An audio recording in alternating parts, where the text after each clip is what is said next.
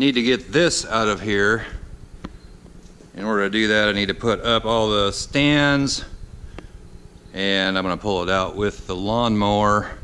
But I need to get this out of here. Also need to get the truck started and back it out. Morning, Mox. Reason being, my wife took my daughter to school this morning, first day of school, 3rd grade. And while she was dropping her off at school, the old Eclipse started leaking antifreeze. But it is a beautiful morning here in central Iowa. Clear blue skies, no wind, and probably about 70 degrees, if that.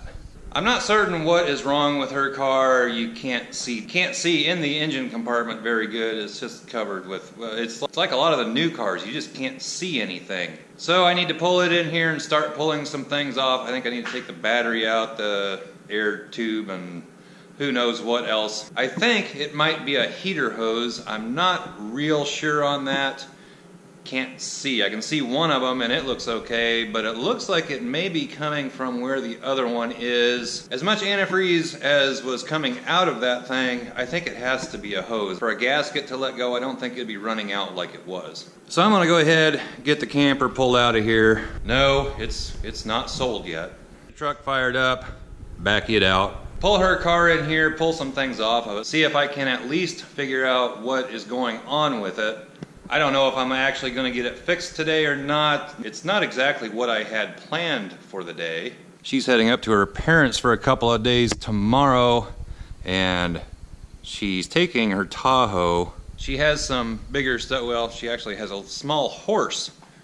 Yes, a small horse that she's taking up in her Tahoe in a big dog kennel or something. Not exactly sure how that's happening, but that's the story I got. So she's heading up there for a couple of days. So I have a little time to work on her car, but I would at least like some idea of what I'm getting into. I'm hoping it's just a hose, and that's pretty much what I think it is, but don't know till I get in there. Okay, so I have her car in here. This is a 2001 Mitsubishi Eclipse, and it is leaking antifreeze back here somewhere.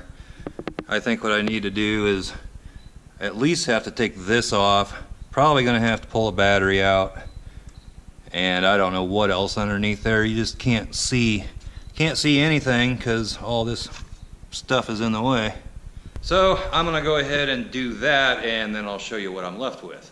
Well, I got the car all kind of sort of taken apart. Got the battery off of it, along with that air tube there.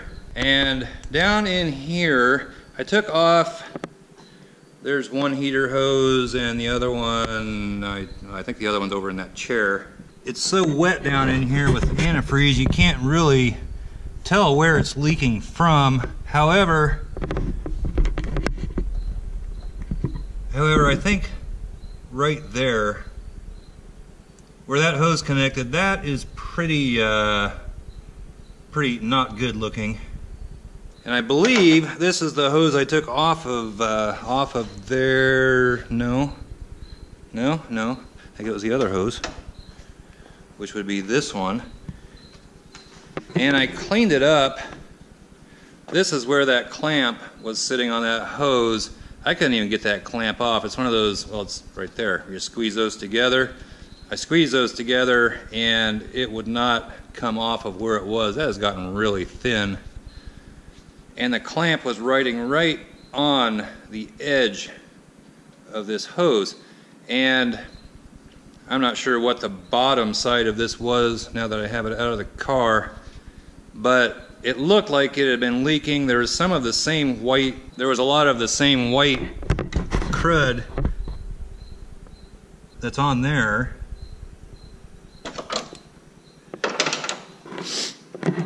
All right inside of this hose. And I should have got a picture of it before I kind of cleaned it out. There's a little bit you can see, but it was all caked on like that.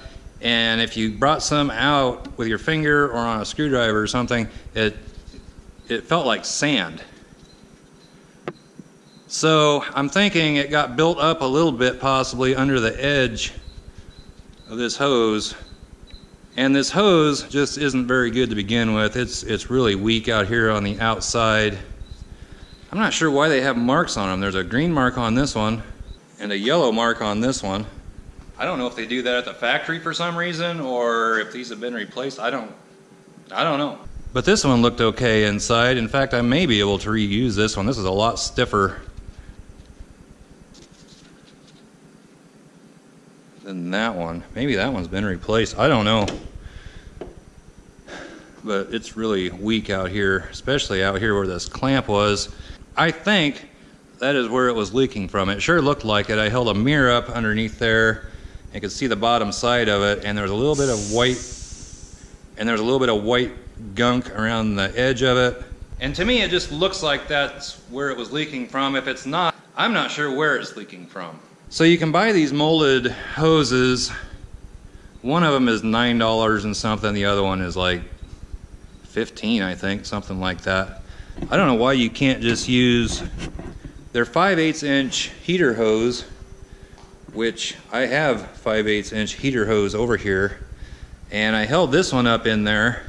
I also managed to, I was getting the hose off and I clamped onto it with some pliers and I crushed this tube. I think it'll be okay if I get a clamp on out here. If not, I may have to replace the whole heater core, and I really don't want to do that. I don't know how big of a job it is in these cars, but I guarantee you it's a lot harder than it is in those Ford trucks.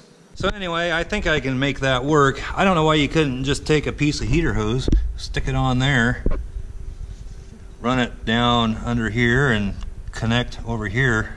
Being that I have this heater hose, I think that's what I'm going to try instead of ordering new molded heater hose. They don't have it at the parts store. They can get it about twice as expensive as if you find it yourself online and order it. I think I'm gonna try using the hose that I have. However, right now, how you doing, Mox? However, right now, I need to hop on this and start mowing this. And back behind there quite a bit. So I am going to get mowing. Once I get done with that, I'll need to go get my daughter from school. Yes, that time of year. And then maybe tonight, I'll get back to work on the car. Well, here we are the next day. I put the two heater hoses on this car. Put the heater hoses on this, I fired it up. Thought everything was going to be okay. It sat there, ran just fine. But I think once the thermostat opened, it started leaking again. So I'm not sure what it is. And like I was saying yesterday, you just can't see in there. It's down, you know, where my light, it's down, way down in there somewhere. I think the only way to get to it from the top anyway is to just start taking things off. If I could get under this car, I think you might be able to see where it's leaking from. However, there's really no good place to jack on the front of this car. The darn thing only sits, I don't know, it's not very far off the ground. And even when I change oil, I drive it on boards and then up on some ramps. I think that's how I do it. And you can't even get under the car then. And even if I could jack under the front of it, right in the middle is where I need to be under the car. And if I have a big jack underneath there, you won't be able to get under there anyway. So with that being said, my father-in-law is going to come down in a couple of days and he's bringing his trailer. He's going to take the car back home with him. My brother-in-law, he wheels and deals in cars some, and he has a small car dealership, and he has a garage in there as well with a hoist, so they're going to lift it up and see if they can figure out what's going on with it. I'm sure if I just started taking things off and kept digging, eventually I would see what's causing the leak and get it fixed. But I do think it'd be a whole lot easier if you could get it up on a hoist and look from underneath. I think you could probably see right where it's coming from. So that is what's going to happen with this. I'm going to put it back together. Just gotta have a wiring harness. I just need to get the wiring harness screwed back on wherever it is, right down in there. Get the battery back in it. Air tube on. I did find out this thing won't run without that air tube on there. It'll start and then it will immediately shut off. I was trying to run it just to see if it was going to leak or not, and I could get it to start, but it wouldn't stay running. As soon as I put that air tube back on, it ran just fine. So must be a sensor or something somewhere. This car has pissed all over my floor. Still haven't had much luck on finding a project truck. My price range is pretty low. I'm looking for something kind of like what the flare side was. I picked it up pretty cheap, put some work into it, and flipped it. And I know those trucks are out there. I see people getting trucks all the time, real cheap, that look pretty darn nice. I'm just waiting for my turn to come along. Haven't had much luck selling the camper either. I think maybe I'm going to list it online and just put a price on it, maybe lower it down a little bit. Project truck's coming, may not be as fast as you or I want it to, but it will be coming. So I almost decided not to even upload this video. It didn't really accomplish much in this video, but I recorded it. It's what I'm doing. I decided to go ahead and upload it. So give this video a thumbs up, comment down below, subscribe if you haven't already, and we'll catch you next time. Bye-bye.